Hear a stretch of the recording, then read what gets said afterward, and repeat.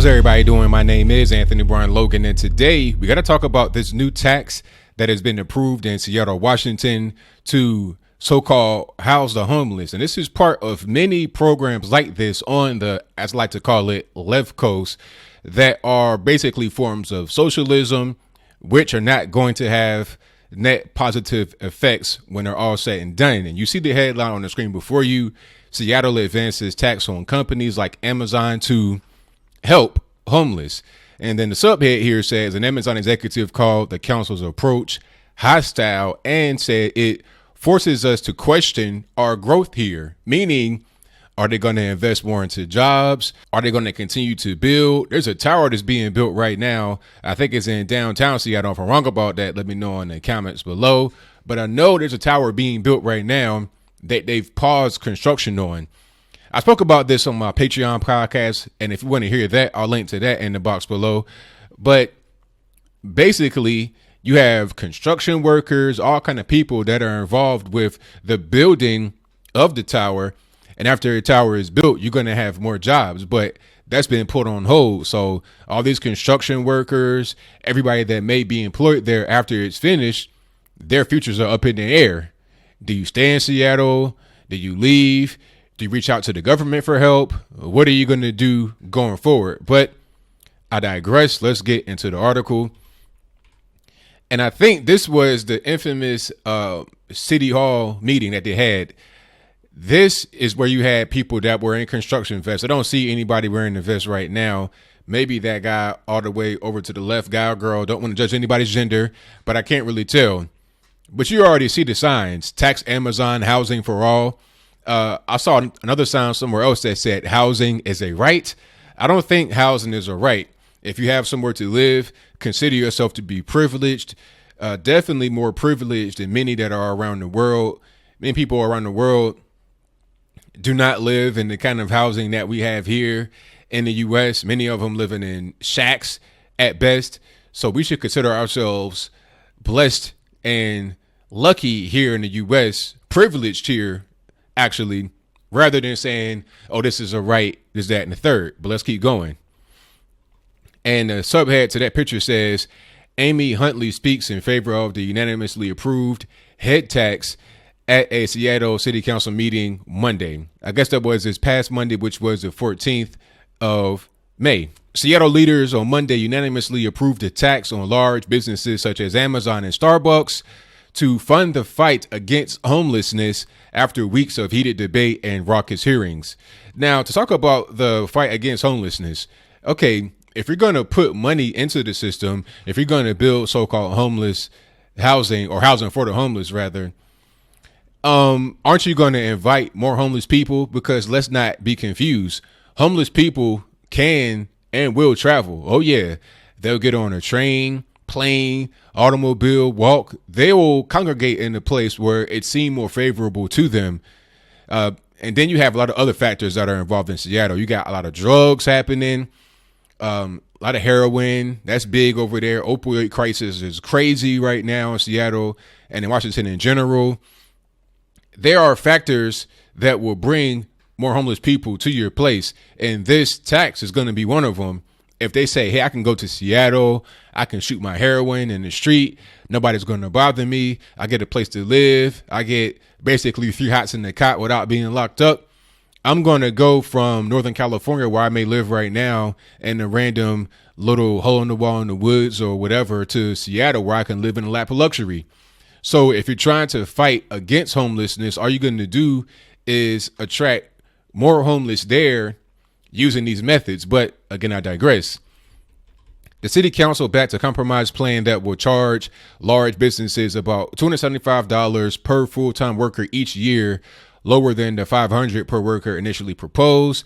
The so-called head tax will raise about $48 million a year to pay for so-called affordable housing and homeless services. $48 million per year. Now, here's a couple of questions. First of all, where does all that $48 million go? Does it go directly to the so-called homeless housing? Who's getting the contracts to build the housing? Are there any administrative fees, paper pushing fees? Who's really eating off that $48 million? And also, this is every year, not just a one-time thing. So to some, it may sound like it's a low amount of money, but you do the math, 48 million over a 5-year span. You're talking about a $250 million. Okay. 10 years, it go on and on and on. It adds up. And then also the $275 per full-time worker each year. Amazon employs 45,000 people in Seattle alone. So again, do the math. You're talking about $20 million thereabout that Amazon is expected to pay per year in this new plan. The debate over who should pay to solve a housing crisis, exacerbated by Seattle's rapid economic growth, comes amid skyrocketing housing prices and rising homelessness. The Seattle region had the third highest number of homeless people in the U.S. and saw 169 homeless deaths last year. Wow. So that many people on the street died. Who knows how they died? Could have been old age, probably drugs, most of it, honestly. Council members who sponsored the initial proposal said $48 million annually wasn't enough to address the city's urgent housing needs, but conceded that they couldn't get the 6 votes needed for a larger tax and override a potential veto by the mayor who favored a smaller tax and faced intense pressure from businesses. I mean, the $48 million is still too much. That's every year. Like, it's one thing to have that be a one-time payment, which is still too much, $50 million, but then every year. And of course, one thing I always say, I think this is a pretty well-known fact, taxes rarely ever go down. They usually go up, especially in a super democratic, almost socialist place like Seattle, Washington, who, by the way, elected Kajama Savant, who is a stone-cold socialist and will tell you that she's socialist. It's not even a secret. It's not like you have to infer or kind of gather or ask, are you a socialist? Are you a communist? No, this person says that they are a socialist. So it's not open for interpretation or anything like that, but I'll keep moving. Amazon raised its stakes this month when it halted construction planning on a 17-story tower near its hometown headquarters as it awaited a vote. It was also rethinking filling office space in another leased building. The 2 office spaces would accommodate about 7,000 new Amazon jobs. Exactly what I was saying earlier.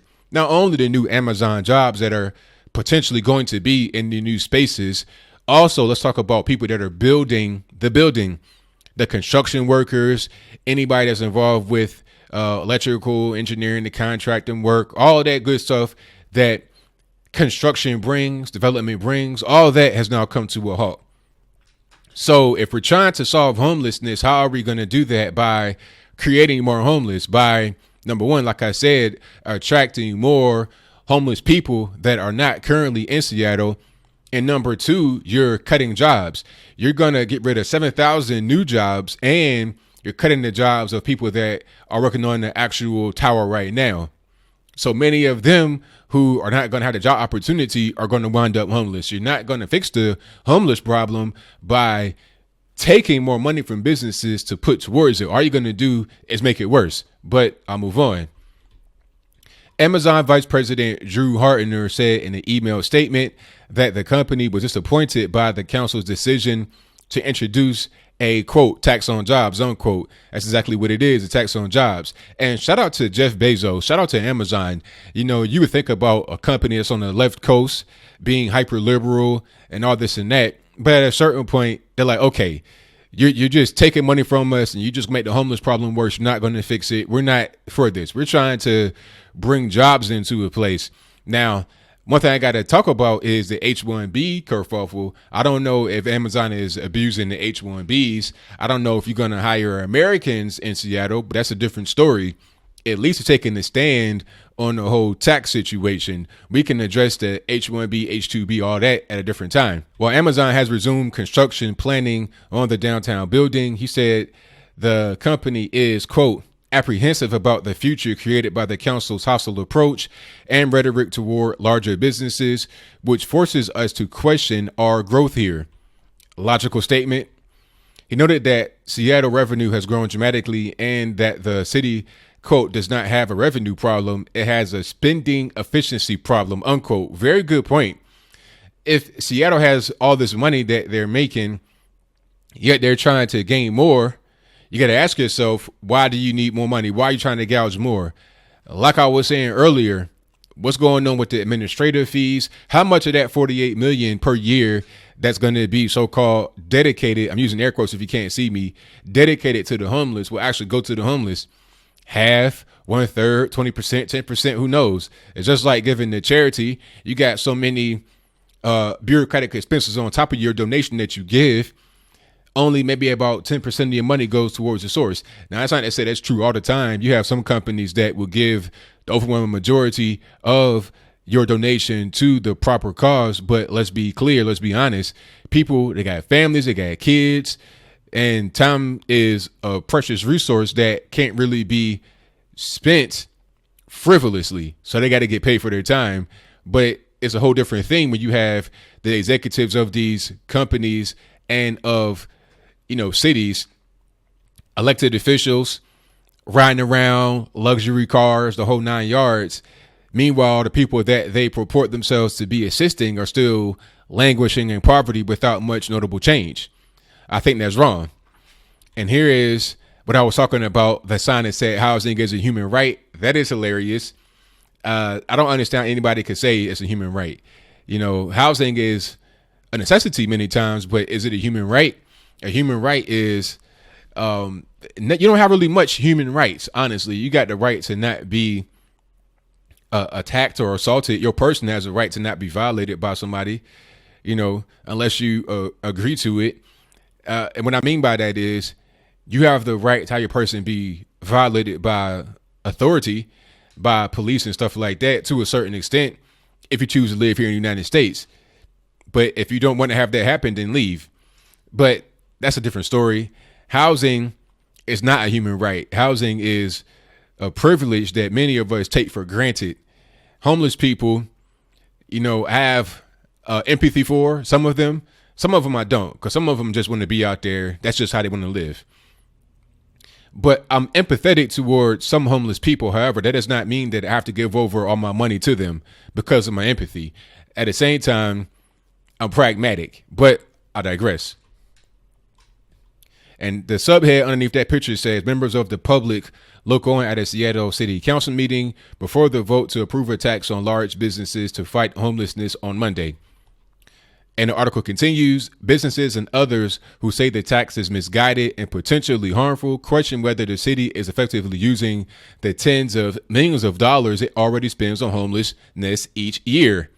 That's a good thing to research. How much money does Seattle currently spend on homelessness, and how is the money being effective? How is it spent? Where does it go?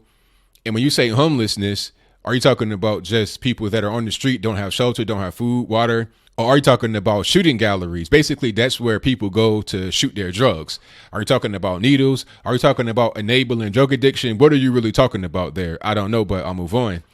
Supporters insist that Amazon and others have benefited from Seattle's prosperity and contributed to growing income inequality should pay. I mean, Amazon, I think it's the other way around. Seattle has benefited from Amazon's prosperity. It's not Seattle. Like, Seattle's prosperity has been aided by Amazon being a successful company. The city of Seattle is irrelevant. They could be anywhere. They could be anywhere on the left coast. And I think their proximity to the left coast is because they're closer to China. But that's a way different story, and I'll move on. Council member Lisa Herbold, one of the tax's sponsors, says she grappled with the compromise package given how many people are struggling, but that it was the strongest proposal they could bring forward. People are dying on the doorsteps of prosperity. This is the richest city in the state that has the most regressive tax system in the country. Said Council member Teresa Mosqueda, who supported a larger tax, but called the plan, quote, down payment to build housing the city needs. Wow. $48 million per year down payment from more tax money on top of what they already get. That's crazy. They voted as people packed the meeting, holding signs saying people before profits and chanting housing is a human right. Other cities have implemented similar taxes, but critics say Seattle's tax could threaten the booming local economy and drive away any jobs. Nearly 600 large for-profit employers, about 3% making at least $20 million in gross revenue, would pay the tax that will begin in 2019. Amazon, the city's largest employer with 45,000 workers, will take the biggest hit. The tax will end after 5 years with a review the last year to determine whether or not it should continue. That's crazy. So after 5 years, they'll say, okay, did it work? Okay, we're about $250 million in the hole. Let's take some more. Let's not take some more. That's really crazy. It's like a blank check, really. The company's threat to pause its growth in Seattle comes as 20 cities vie to lure the company's second headquarters as it expands its workforce in Boston and Vancouver, British Columbia. Proponents say people are dying on the streets, and while city-funded programs found homes for 3,400 people last year, the problem deepens. Shannon Brown, 55, who has been living in a tiny home at a South Seattle homeless encampment, said there's simply not enough housing for the city's poorest people. I live in a little shed, but it's better than living in a tent or a sleeping bag on the street, she said as she stood in line an hour before Monday's meeting began. There's no way I can afford to live in Seattle. I don't understand why businesses think it's wrong to help. Well, like I said earlier, just because you give more housing for the homeless does not mean that you're just going to house people that are there already. See, people that live in the street, for the most part, they're not going to understand really deep concepts like that. I'm not saying all the time. Don't shoot me because I said that people on the street aren't necessarily rocket scientists all the time, but they're not going to understand deep concepts for the most part. And the deep concept here is that when you build new infrastructure for the homeless, you're going to attract more homeless people from other places that aren't currently there. So you're not really going to actually fix the problem. It's more of a lateral move. As far as your situation living on the street, as for Amazon and other companies that are there in Seattle that got to pay this tax, all it's going to do for them is make them less profitable. That's all that's going to do, nothing else. John Buford with the International Union of Painters and Allied Trade said he doesn't understand rhetoric against Amazon, which he noted provides good jobs for thousands of people, 45,000 to be exact in Seattle by itself. They're driving this economic engine, he said. I'm confused about why the city of Seattle is fostering an adversarial relationship with businesses in the city. The city spent $68 million on homelessness last year, and some said they wanted to see the city prioritize its money better. So $68 million plus another 48, you're talking about over $110 million. That's crazy. $116 million every year on homelessness. I mean, is it going to fix the problem? If you are spending $68 million right now, how is spending another 48 going to solve the problem? All it's going to do is just make the problem worse. It's not actually going to fix it. And this fine general person right here, don't want to assume anybody's gender. I don't know if they're for or against. I would assume by looking at them, don't judge me because I'm judging them. I would assume by looking at them that they're probably for the tax. But the reality is, if you want jobs, if you want growth, if you want prosperity, you should be against the tax. I said this on the Hangout before. Shout out to O'Shea, where we were talking about government regulation. And a guy was saying that, well, we need more government oversight because companies, they become predatory and take advantage of people living in the feudalist state. But the reality is when the government gets involved, they don't make things better for the most part. Really what they end up doing is making things worse. And in this case, they're going to make things worse. The government gets involved and says, okay, we want to help stamp out homelessness by taxing these big companies to the tune of, in Amazon's case, $250 million over a 5-year period total. And Amazon's like, look, man, we're bringing all these jobs, bringing all this money, and you're just making us lose more and more money. This will not be the only tax that is on Amazon. I'm sure there are many others, but this is like probably one of the biggest ones. So Amazon's like, enough. Housing for all. How about people just figure out a way to house themselves rather than taking money from a company and making them provide housing? And like I said, even if you could take the money from Amazon and then so-called provide housing, all you're going to do is attract more homeless people that come from other places, Nevada, Colorado, California, Oregon, and the list goes on.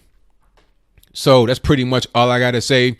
What say you? Do you think it's a good idea that Amazon gets taxed all this money to provide housing for the homeless? If you think that way, please explain to me why.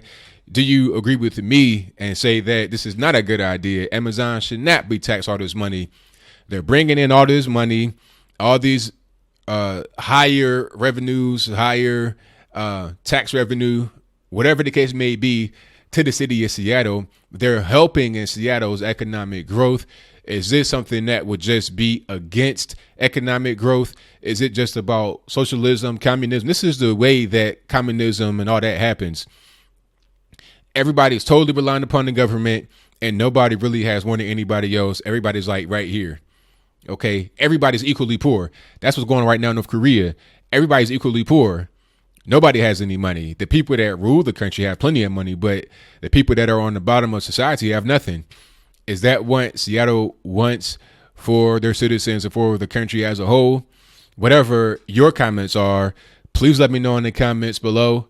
And that's all I got to say for this video. If you like what you heard, please comment, rate, share, and subscribe. Peace.